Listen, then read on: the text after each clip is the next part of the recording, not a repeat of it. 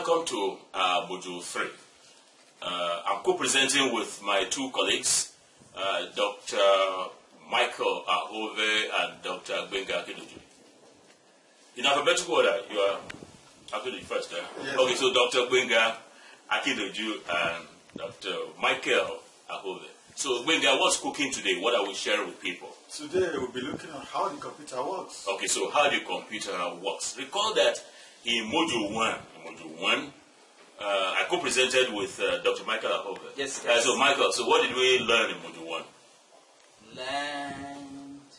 Okay, talking seriously, by the way, yes, we learned about hardware and software components of the computer. Oh yeah, so we learned about the hardware and software components of the computer. Today we're going to see how those two components, gel, how the two components work together. So while we were young, we used to marvel at what's making this noise in the gramophone. We used to have one in our house, and we'll try to dismantle to find out what is inside this gramophone.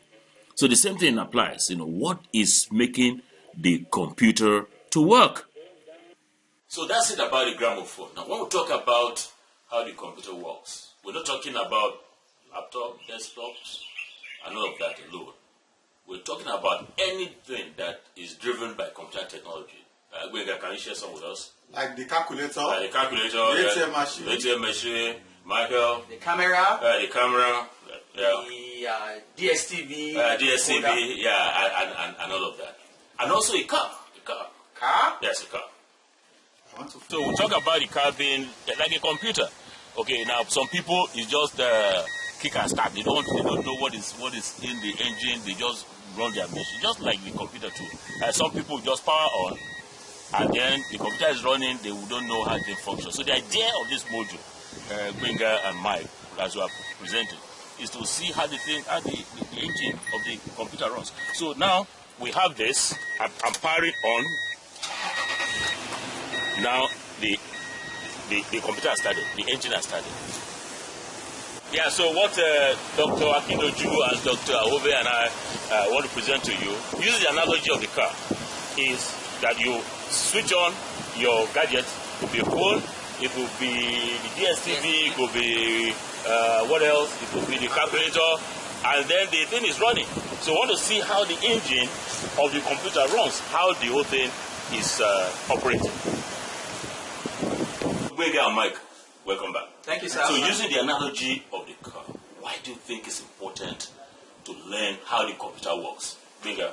We need to learn how the computer works because we need to maximize its use. What to maximize its use? Yes, Mike? I need to know how the computer works because I must understand how to maintain the computer. Okay, must know how to maintain the computer. We're sure that the participants in this module will also have their reasons, but these are the two key reasons. You want to learn how it works so that you can maximize its use, and then you want to learn how it works so that when anything goes wrong, you are able to very quickly know what thing has gone wrong and maybe fix it yourself or get a technician not to cheat you. There are many cheats around you. Yes, sir. Very good. Yes, sir. Yeah, thank you, Gbenga and Mike, for sharing the reasons why we need to know how the computer works with us. So in this episode, we shall be answering 4 questions. Question number 1, when you power on your computer, what happens at the background? Now, when you give some instructions to the computer through a device like a keyboard or a mouse, so what happens? The third question is, when the computer is processing data, processing the information you've given to it through the input device, what happens? And the last question is, computer has finished processing the data and is now outputting a feedback to you. Like you're sending some information to the printer or looking at it on the screen, what happens? These are the 4 important questions we'll be looking at. Now, we're talking about computer technology. As we said, it's not only your PC or it's varied. It can be your phone, it can be your TV set, it can be your car. So whatever you have as a device that is computer technology driven, this episode applies to it, how the computer works. Now, all of the components of these devices are connected to a board, and that board is called the motherboard. So in any of these devices, your phone, if you open it, please don't open your phone to look for this board. It's there, the main board or the motherboard. You have all the parts are connected, for purpose of communication. And that now leads me to why it is called the motherboard. Well, I don't need to wonder long, because you see, our mothers are wonderful people. They tender us. We cling to them. You can see the mother here. You can see this one child at the back, one child at the front. So the mothers are wonderful people. And I also remember my mother, great woman, Madam Lydia Anike Okebukola, wonderful, wonderful mother. So the say, okay, we have the mother tongue. Why can't we have father tongue? I said that our language is called the mother tongue because the father never gets a chance to speak.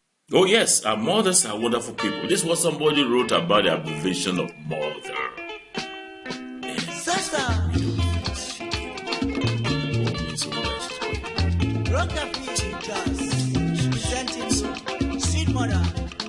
Sweet mother, I never forget you for the suffer way you suffer for me. Sweet mother, I never forget you for the suffer. Thank you, Nikombaga, for that melodious Sweet Mother song. Let's leave the animate Sweet Mother for the inanimate motherboard. So this is how the motherboard looks like. You can see the ports through which the gadgets are connected. This is the HDMI port, for instance, the USB port. These are different connectors for the mouse, for the keyboard, and all of that. We'll be looking at a few components as we plod along in this episode. We'll be looking at, for instance, the processor, which is located here. We'll be looking at the CMOS and the BIOS, and we'll be looking at the memory, which we have here. So this is an old board which shows the components that we'll be looking at in the first part of our discussion, the first question, which is on how the computer works. So we look at the BIOS, we're looking at CMOS. So what's our first question? Question number one is, what happens when you power on your computer? Okay, so let me power on two of my computers. That's on, and then, okay, that's it. And then this one. Yeah, you can see this. It's coming up with this. Put on my password.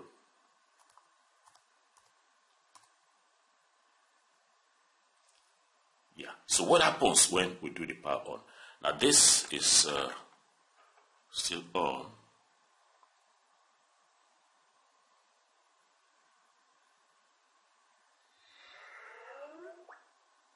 Okay.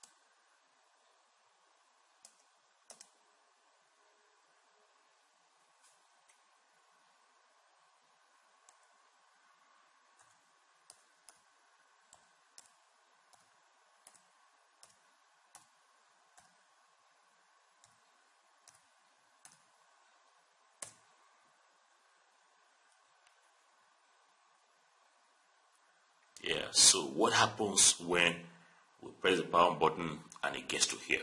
Technology is also in our phone. So what happens when we power on this phone?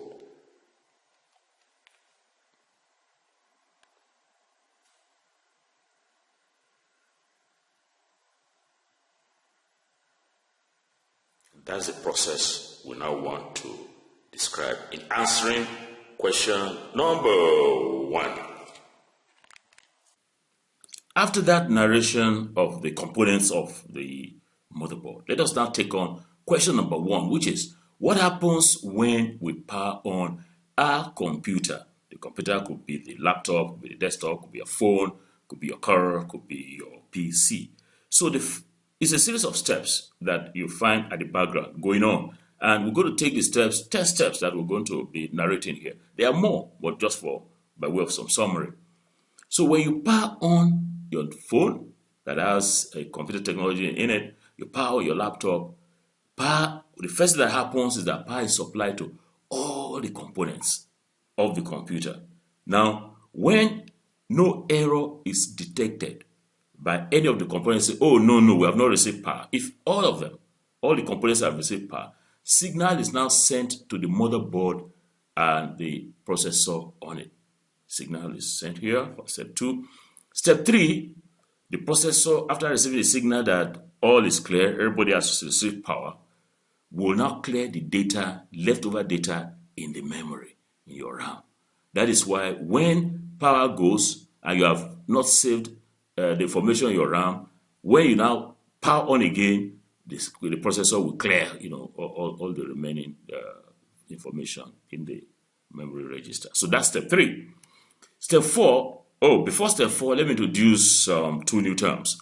One is the basic input-output system, BIOS. BIOS for short. BIOS is a program that is stored in your microprocessor, and that's a program that manages the data flow between your operating system, either Windows or iOS, and all the devices that are attached to your computer, like your scanner, like your printer, like your hard drive, video adapter, and all of that.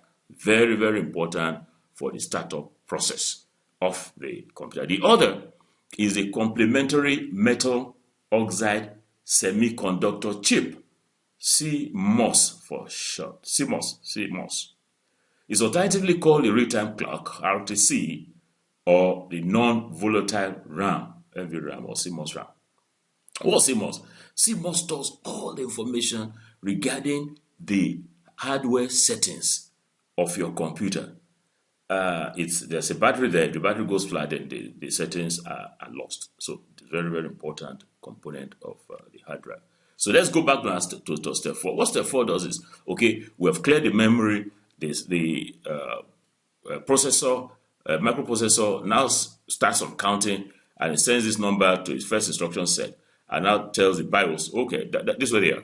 You can see CMOS and BIOS IC here. They can be located anywhere else on other boards, but that's for this particular board. So you now tell them, now you start the power on self-test.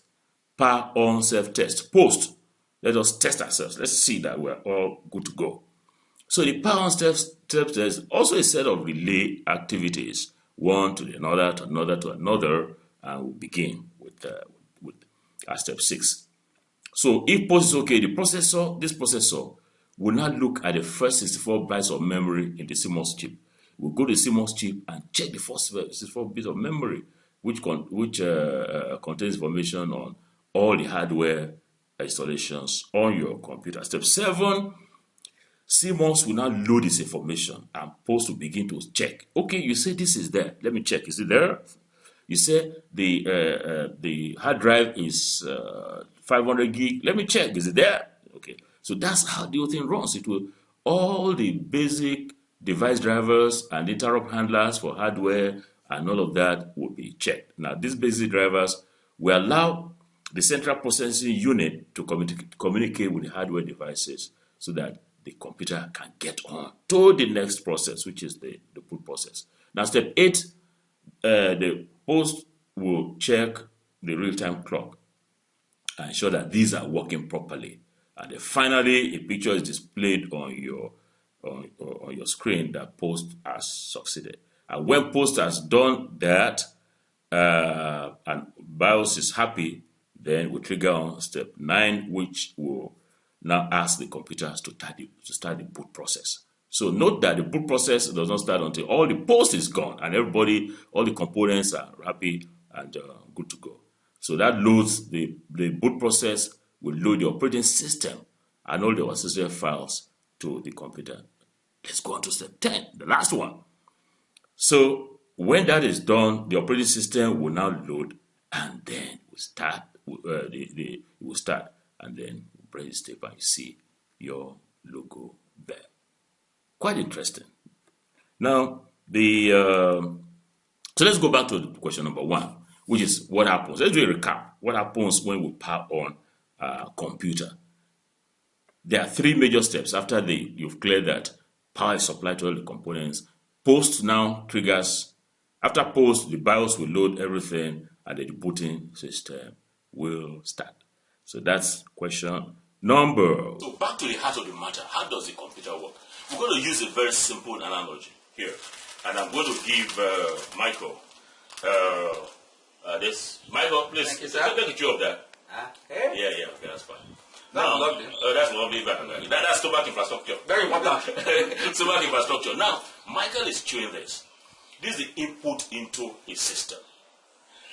This biscuit is being processed inside here. And then there's the output.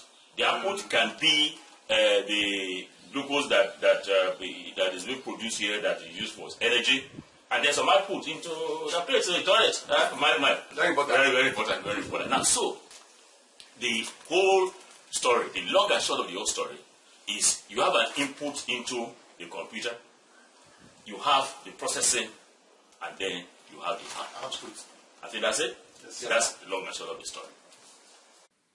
Yeah, so that is the long and short of the story. But before we take on questions 2 to 4, let us see some part of that long and short story.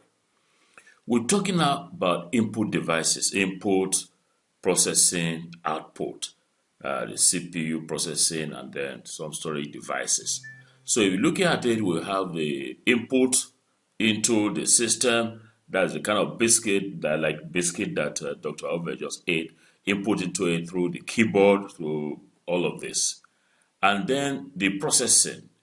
The processing can lead to some storage, back-end storage, the hard drive, and all of this. And then the output.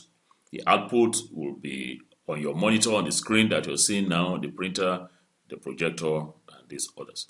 Now, the processor will have the control unit, the arithmetic logical unit, and the registers. Let's see that in a little more detail. So you have the input into the processing, and then the output. For the processing, you have the control unit 3, as you can see, the arithmetic logical unit, arithmetic logic unit ALU, and the registers. So essentially, without letting you into too deep an end of the ocean, just input, process, and output.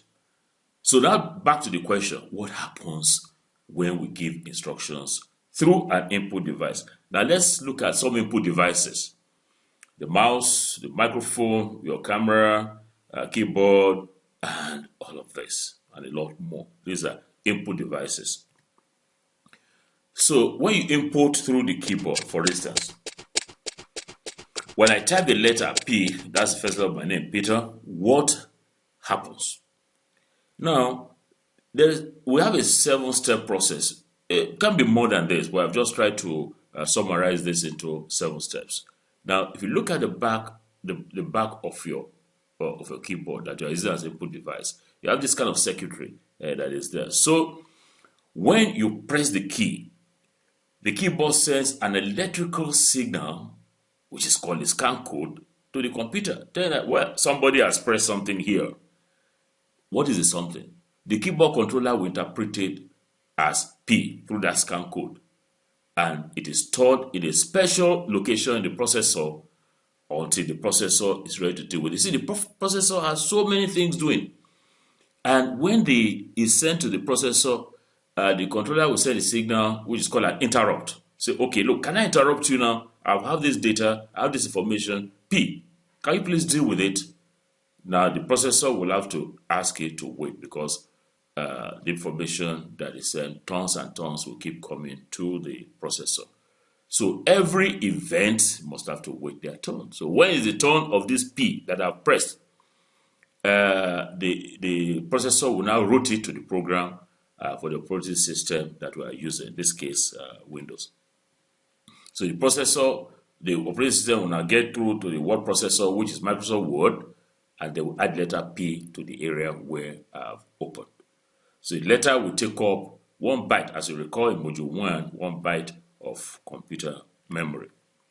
Now, with the window that you have open, we call the operating system to display the letter on the screen. Step 7, and the last, you now have the letter displayed on the screen. The video card's video memory will take this and will keep refreshing and showing it on the screen. Very interesting process.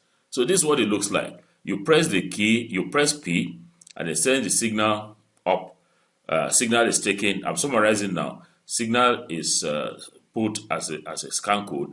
Scan code will get to the processor. Processor will say, okay, wait a minute. They interrupt.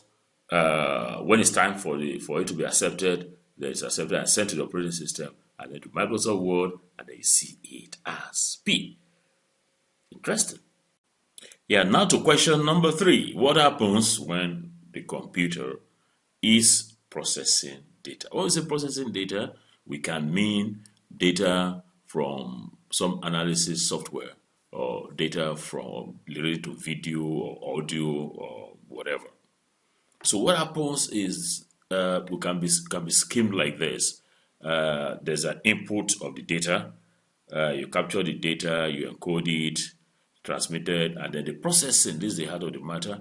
The instructions for processing. For instance, if you're analyzing using SPSS, you activate an analysis tool, maybe analysis of variance, and the algorithms, the step-by-step process for making it to happen is already embedded in the program. So the computer will now take it step by step, and then transform the raw data into the process form. And then you get as an output, after it's decoded, you get as a result like a table or graphs, and that data is transmitted to the user. Of course, you can decide to store the data and later retrieve it. We move on to question number 4. When we give the computer, what happens when the computer gives you a feedback through an output device? The screen is an output device, the printer is an output device. Let us see what happens when you it gives you that kind of feedback. Yeah, question number 4 has to do with output. Now, as you can see from this screen, I want to print this document, which is a Word document. What I've seen here is also an output, which I've typed on this, print this document. So that's an output. Now, we'll learn about this in question number 1. Now, in question number 4, we want to see how we can output this to a printer. So we go to File, Print. I can do Control P there. We go to File, Print, and it comes up with this dialog box. What happens is that, okay, this computer is connected by way of this USB cable to this printer. And let's see what happens. By the time you now say select the printer, there is a driver, there is a software that communicates, that the computer, the operating system uses to communicate with the printer. That's the specific driver for this printer. So I want one copy of it, and I say print. By the time I hit print, the message to print one copy of this document is now sent via this cable to this device, and here we come. That's how that one operates. So let's see what we have.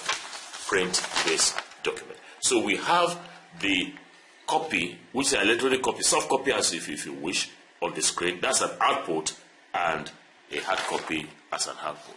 So that is how the computer does answer. That's how we can answer question number 4. So that brings us to the end of this interesting presentation. I think interesting to you, as it has been interesting for us to present. So, by way of last words, Benga, Dr. Akidoju, any last word? Yes, sir.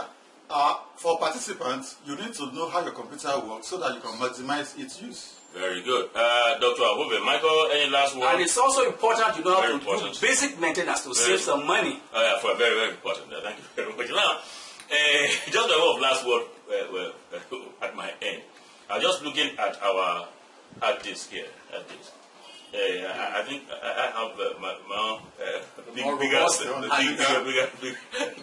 bigger hard drive.